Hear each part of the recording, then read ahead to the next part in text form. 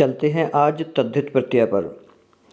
क्रमशः प्रत्ययों को हम यहाँ पर पढ़ रहे थे व्याकरण बीथी नाम की पुस्तक से, और लगभग बहुत सारे प्रत्यय हम पहले कर चुके हैं।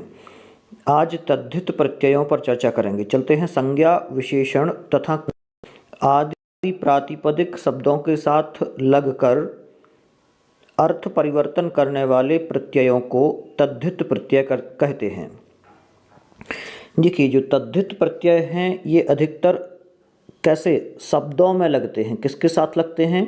शब्दों के साथ लगते हैं, ये आपको याद रखना है। तद्धित प्रत्ययांत शब्दों में कारक विभक्ति लगती हैं। जो भी तद्धित प्रत्ययांत शब्द होते हैं उनमें कारक विभक्तियां लगती हैं।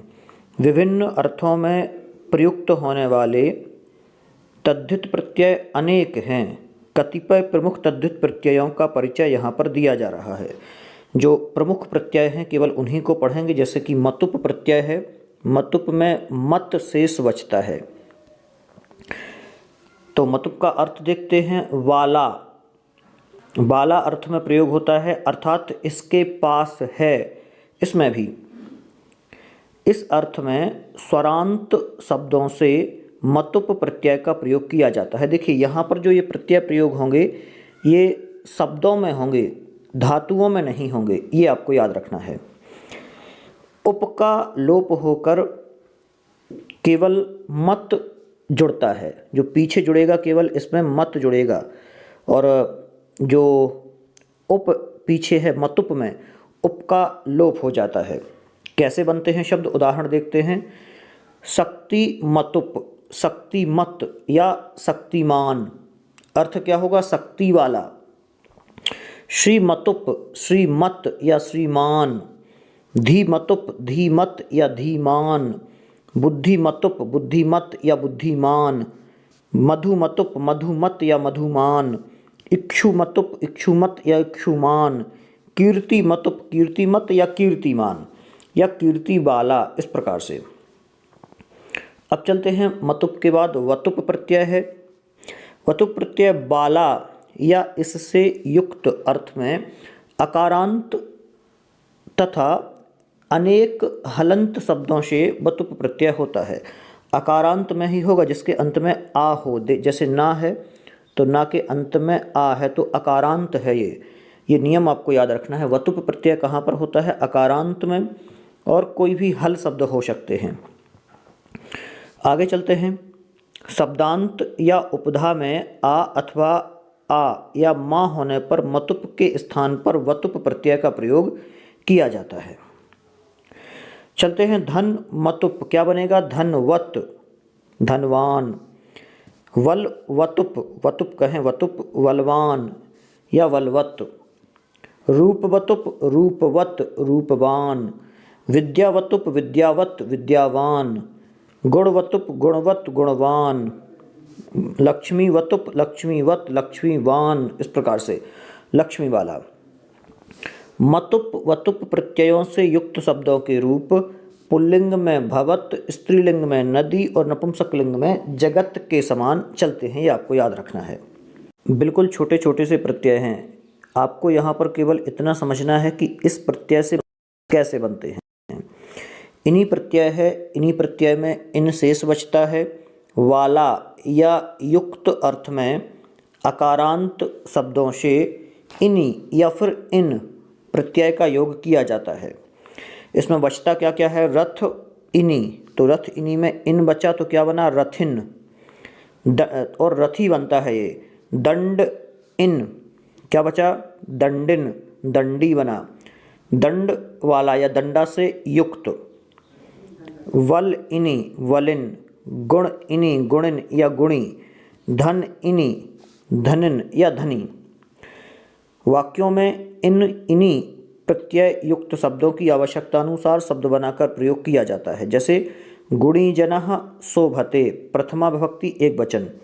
गुणिनः सर्वत्र पूज्यन्ते, प्रथमा विभक्ति बहुवचन। धनिनः अद्यत्वे अधिकम धनम लब्धुम यतन्ते, मतलब आजकल जो धनी है वो अधिक धन प्राप्त करने की कोशिश करते हैं। वलिना पुरुषेण सर्वत्र वलस्य एव प्रयोगः क्रियते। जो बलवान पुरुष होते हैं वो सभी जगह अपना बल प्रयोग करने की कोशिश करते हैं।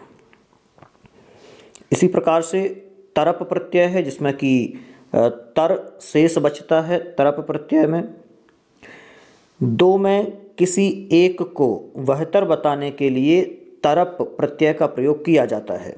जैसे प्रशस्य तरप, प्रशस्य तरह, गुरु तरप, गुरु तरह, लघु तरप, लघु तरह, पटु तरप, पटु तरह, कुशल तरप, कुशल तरह, उच्च तरप, उच्च तरह। इस प्रकार से आगे चलते हैं। चतुर तरप, चतुर तरह, दीर्घ तरप, दीर्घ तरह, सुंदर तरप, सुंदर तरह, स्थिर तरप, स्थिर तरह, तीव्र तरप, तीव्र तरह, मधुर तरप, मधुर तरह। तो इस प्रकार से आगे चलते हैं। राम लक्ष्मणयोः रामः प्रशस्यतरः आसीत्, अश्वगजयोः अश्वः तीव्रतरः, मोहन सोहनयोः मोहनः पटुतरः।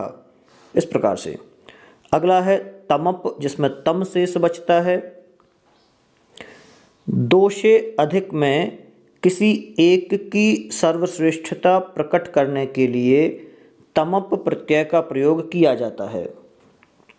जैसे उच्च तमप, उच्चतमः, गुरुतमप, गुरुतमः, लघुतमप, लघुतमः, पटुतमप, पटुतमः, कुशलतमप, कुशलतमः, मधुरतमप, मधुरतमः, दीर्घतमप, दीर्घतमः, स्थिरतमप, स्थिरतमः, सुंदरतमप, सुंदरतमः, तीव्रतमप, तीव्रतमः। इस प्रकार से कक्षायाः छात्रेषु मोहनः पटुतमः, पशुषु अश्वः धावने तीव्रतमः आसीत्, या फिर इत्यादि, तीव्रतमः इत्यादि।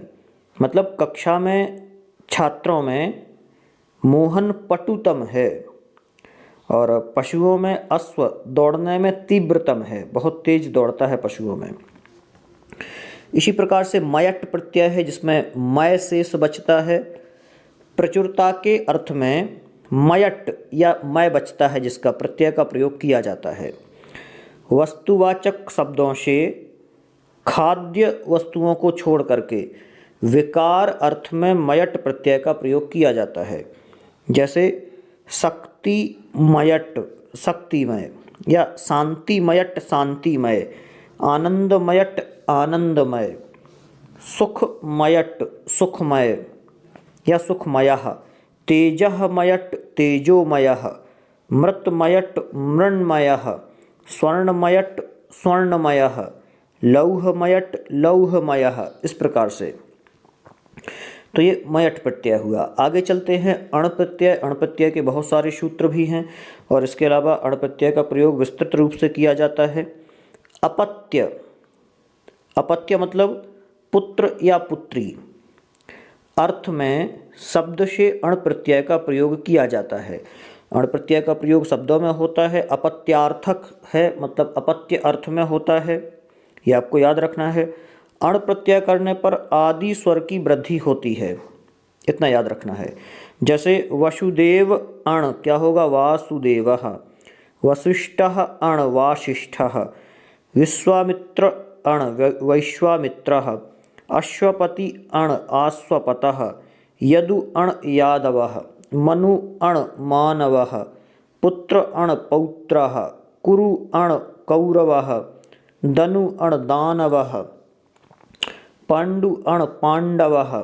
इस प्रकार से भाव में भी अण प्रत्यय का प्रयोग होता है। कुशल अण कौशलम, गुरु अण गौरवम, शिशु अण शैशवम, मृदु अण मार्दवम।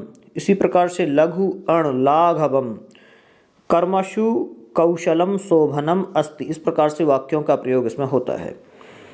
आगे चलते हैं। ठक प्रत्यय है। ठक प्रत्यय में इक बचता है। शब्दों से भाव अर्थ में ठक प्रत्यय का विधान किया जाता है। शब्दों से होता है, किस अर्थ में होता है, भाव अर्थ में होता है, ये याद रखना है। ठक का इक हो जाता है, ठक का इक हो जाता है। एक सूत्र है ठस्येकः, तो ठक का इक बचता है तथा शब्द के आदि स्वर की वृद्धि हो जाती है। तो वाच ठक क्या होगा, वाचिकः, क्योंकि ठक के स्थान पर इक हो जाता है और आदि स्वर जो है उसकी वृद्धि हो जाती है। तो अच वाच प्लस ठक वाचकः, शरीर प्लस ठक शारीरिकः, धर्म प्लस ठक धार्मिकः, कर्म प्लस ठक कार्मिकः। जो आदि की वृद्धि हो जाती है, जो का है ना ये, तो ये बड़ा हो जाएगा, इसमें वृद्धि हो जाती है, ये नियम है इसका।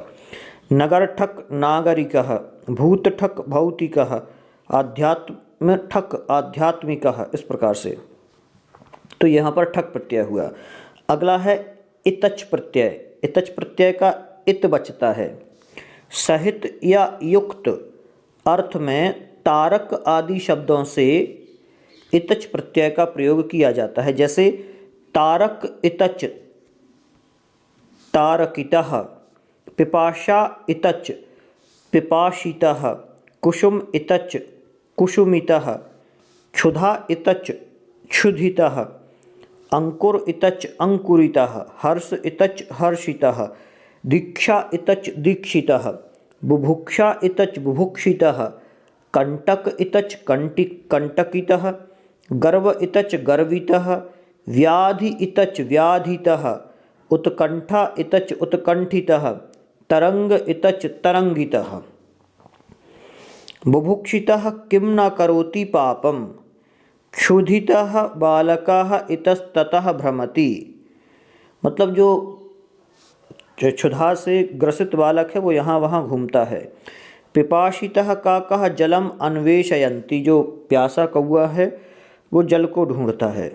तो इस प्रकार से अब चलते हैं त्वा और तल प्रत्यय पर।